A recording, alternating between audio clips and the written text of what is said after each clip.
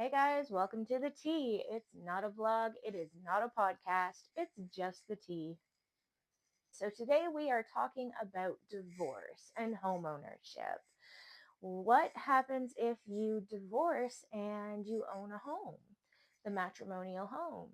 What happens if you're common law or you're a legal couple in your province? What happens with that home? Does the spouse have legal rights to ownership of that home once it's sold? How does that work?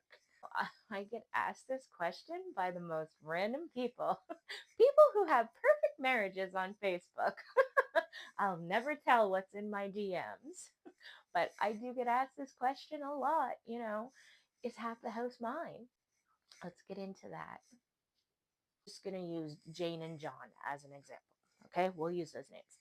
So Jane and John are not legally married. However, they are in a legal partnership in the province of Nova Scotia. And, they've lived together for years. But John owned the home before he started a relationship with Jane. That doesn't matter. That home is now 50% Jane's home as well. So, first of all, you get yourself a good lawyer. That's always the most important. You need to have a good lawyer. But short answer, because I get asked all the time, yes. If you are legally in common law in a legal partnership, domesticated partnership in the province of Nova Scotia, and you have been for, over 6 months, half the house is the spouse's, regardless to the fact if their name is on title or not.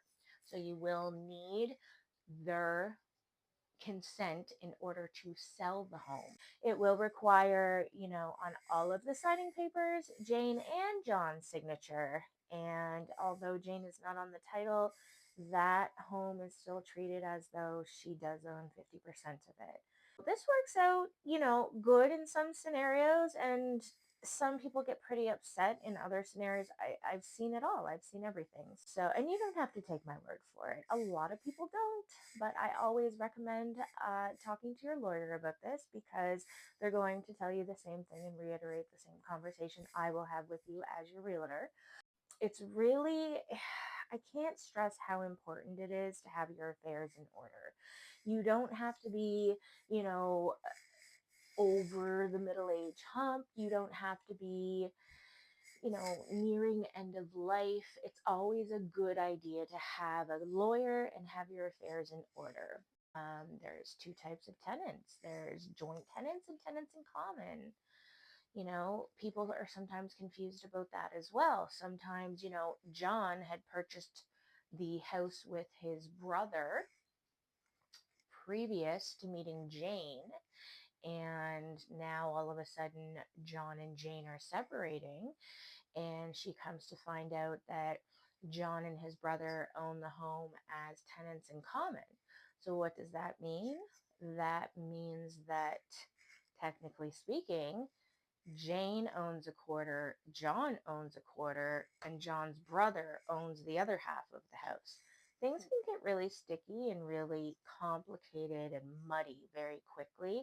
So it's always a good idea to have a good lawyer on your side and ask all of those questions. And few other points of facts to really think about if you are separating and you do have a matrimonial home, or if you are a legal domesticated partnership within the province. You know, Banks don't care about divorce. If your name is on the mortgage, you're the one that's going to be responsible for the mortgage. Okay, so there's so many scenarios, and I want to tread lightly here, but just because, say, John cheats, Jane says, well, in divorce court, I'm going to get everything, and John's in the wrong. However, the mortgage is in Jane's name with Jane and her mother co-signed for the home. Well, Jane, you're still going to be responsible for that mortgage. Neither party can simply just sell. You need the consent of the other spouse. One is going to have to buy the other out. Okay. And just because you move out does not mean that you're in the wrong or you're going to lose half of the home. You'll still have your rights to half of the house. You are absolutely allowed to, pack a bag and move out, and that is still half of your home. through the eyes of the law. You don't ever have to feel stuck, you know.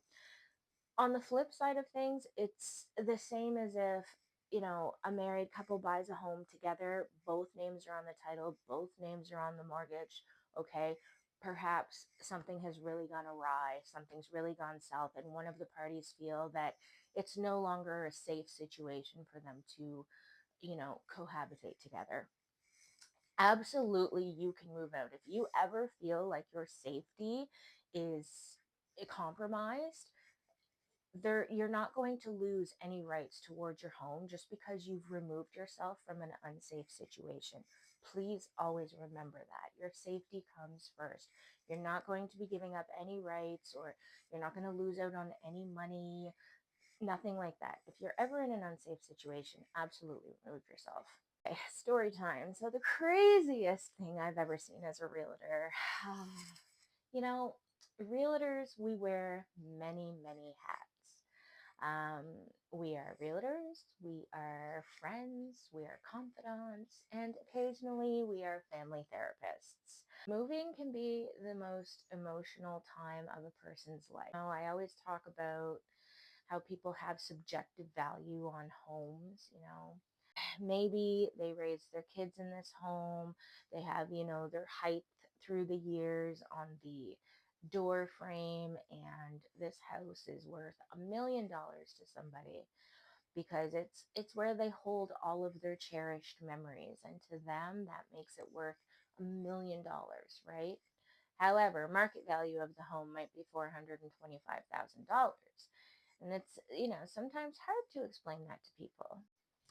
On more than one occasion, I have found myself in situations where, let's just say, the couples are separating, and the realtor, myself, shows up for the paperwork to list the home.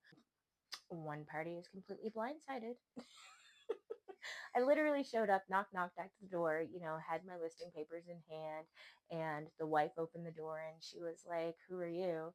I'm like, "Oh, I'm Santina with Exit Real Estate Professionals. I'm here. We're going to list your home. I spoke with your husband, yada, yada, yada." She nearly hit the roof.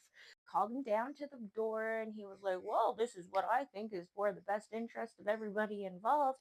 And she was like, "This is what you think. Well, this is not what I think. How dare you do something like this without consulting me first?" So, anyways, yeah, long story short, I just removed myself from the situation.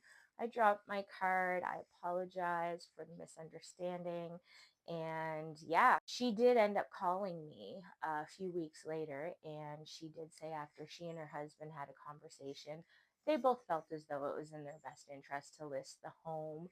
They had been living separate lives for a while, as she explained. But yeah, I certainly showed up to a very awkward situation. And I mean, as a realtor, you can't always say, "Okay, hi, Mr. Smith, that's great. I'd love to come out and list your home. Can I just talk with Mrs. Smith first to make sure that's okay?" I mean, you can't really do that. So, as a realtor, you have to always be vigilant. Know that you're not always walking into, a calm environment. And as always, if you're buying or selling, you can visit me at santinalopi.com. I'll post my website here, my phone number here, or you can contact me by email at santinalopi@outlook.com. I've also written this first time home buyer's guide called Pass the Keys, Please. It's available on Amazon, or contact me and I'll get it to you.